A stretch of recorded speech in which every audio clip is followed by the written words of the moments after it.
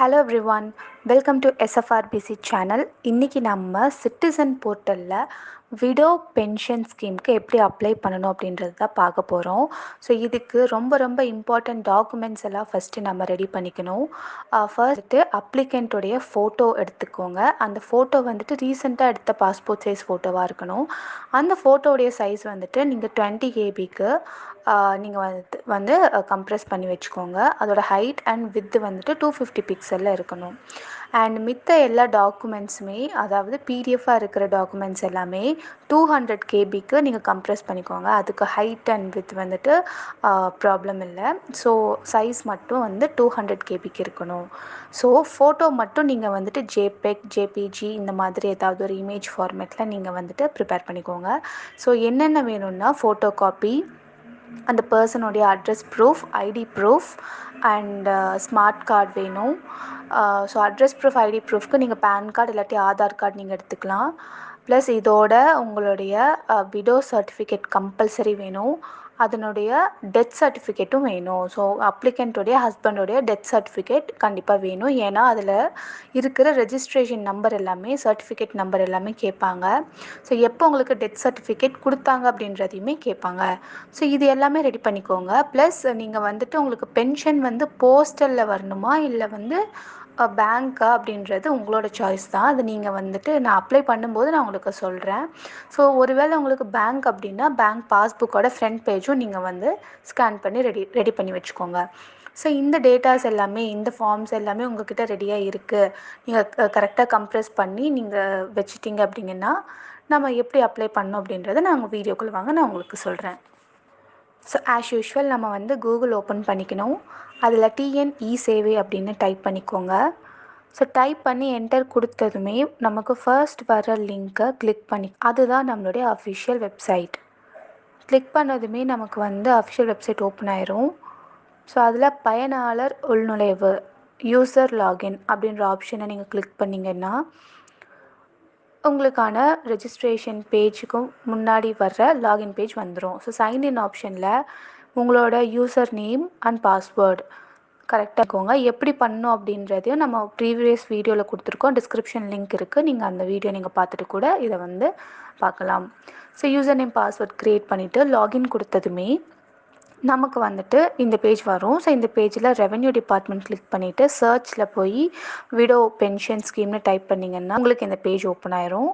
So இதை வந்து நீங்கள் வந்து என்னென்ன டாக்குமெண்ட்ஸ் வேணும் அப்படின்றத ஆல்ரெடி சொல்லிட்டேன். ஸோ அதை நீங்கள் ரெடி பண்ணிட்டீங்க அப்படிங்கன்னா ப்ரொசீட் கொடுத்து நெக்ஸ்ட் பேஜுக்கு போயிடலாம். ஸோ ப்ரொசீட் கொடுத்ததுமே உங்களுக்கு வந்துட்டு நெக்ஸ்ட் பேஜ் ரீடைரக்ட் ஆகும். ஸோ இங்கே வந்து கேன் நம்பர் அப்படின்றது ரொம்ப இம்பார்ட்டன்ட்.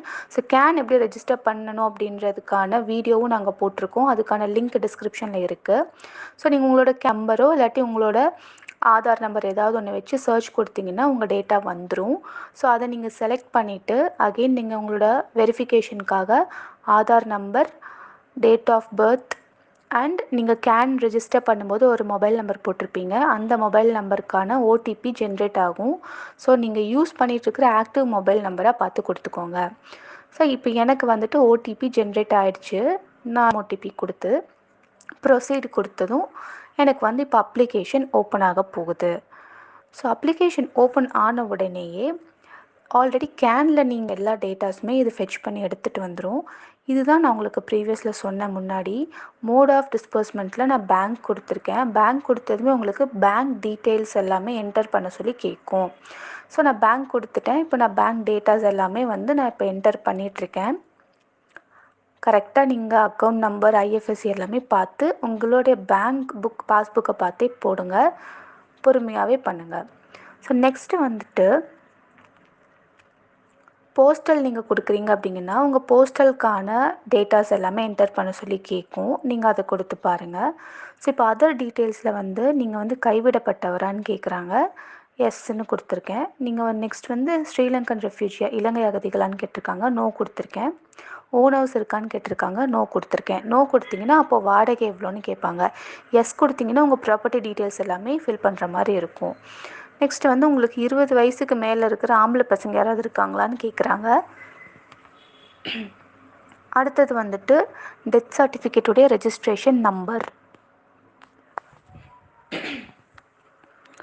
நெக்ஸ்ட்டு டெத் ஆஃப் ஹஸ்பண்டோடைய டெத்து அந்த டேட்டு கேட்குறாங்க.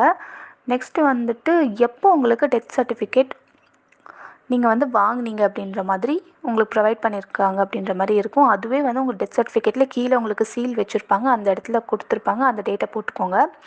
நீங்கள் இன்னொரு மேரேஜ் பண்ணியிருக்கீங்களான்னு கேட்டிருப்பாங்க, நோ கொடுத்துக்கோங்க. எஸ்ன்னா எஸ் கொடுத்துக்கோங்க. பாவர்ட்டி லைனுக்கு கீழே இருக்கீங்களான்னு கேட்டிருப்பாங்க. ஸோ அதுவும் நாங்கள் வந்து நோன் தான் கொடுத்துருக்கோம். ஸோ டோட்டல் ஃபேமிலி மெம்பர்ஸ் வந்து எவ்வளோ பேருன்னு கேட்டிருக்காங்க. நான் 2 பேருன்னு கொடுத்துருக்கேன். ஸோ அப்ளிகண்ட்டுடைய டாட்டர் மட்டும்தான் இருக்காங்க. ஸோ அந்த 2 பேர் கொடுத்துருக்கறனால 2 பேர்த்தோட டேட்டாஸுமே நீங்கள் வந்து என்டர் பண்ணணும், ஆட் பண்ணணும். ஒருவேளை உங்கள் வீட்டில் 3 பேர் இருக்காங்க அப்படிங்கன்னா நீங்கள் 3 பேரும் 2 குழந்தைங்கன்னா 2 குழந்தைங்களோட டேட்டாஸுமே நீங்கள் என்டர் பண்ணணும். ஸோ அப்ளிகண்ட் இப்போ ராஜேஸ்வரிங்கிறவங்க தான் அப்ளிகண்ட், திவ்ய பிரீத்தான்றவங்க வந்துட்டு டாட்டர். ஸோ டாட்டர் அந்த ரிலேஷன்ஷிப்பில் வந்து அப்ளிகண்ட்டுக்கு இந்த திவ்ய பிரீத்தான்றவங்க யார்? So daughter. ஸோ இந்த உறவுல வந்து டாட்டர்னு பொண்ணும், ராஜேஸ்வரின்றவங்க வந்துட்டு அவங்களுக்காக தான் இந்த விடோ பென்ஷனே அப்ளை பண்ணுறோம். ஸோ அவங்க வந்து ரிலேஷன்ஷிப்பில் செல்ஃப்ன்றதை செலக்ட் பண்ணிக்கணும். திவ்ய பிரீத் அவங்களோட டாட்டர் வந்துட்டு ஏர்ன் பண்ணுறாங்க. ஸோ சேலரி டீட்டெயில்ஸும் நீங்கள் போட்டிங்கன்னா உங்களோட ஆனுவல் இன்கம் அதை ஆட்டோமேட்டிக்காக கால்குலேட் பண்ணிக்கும். ஸோ இதுதான் என்டர் டீட்டெயில்ஸ். ஸோ இதுதாங்க, இவ்வளோ தான் இந்த அப்ளிகேஷன் ஃபார்மு. கீழே ப்ராப்பர்ட்டி டீட்டெயில்ஸ் வந்து க்ரீன் கலரில் தான் கொடுத்துருக்காங்க. ஸோ அது கம்பல்சரி இல்லை, நீங்கள் சப்மிட் கொடுத்துக்கலாம். கொடுத்தது உங்களுக்கு டாக்குமெண்ட்ஸ் அப்லோட் பண்ண டைரெக்ட் ஆயிரும். ஸோ இந்த டாக்குமெண்ட்ஸுமே இங்கே அப்லோட் பண்ண போகிறோம்.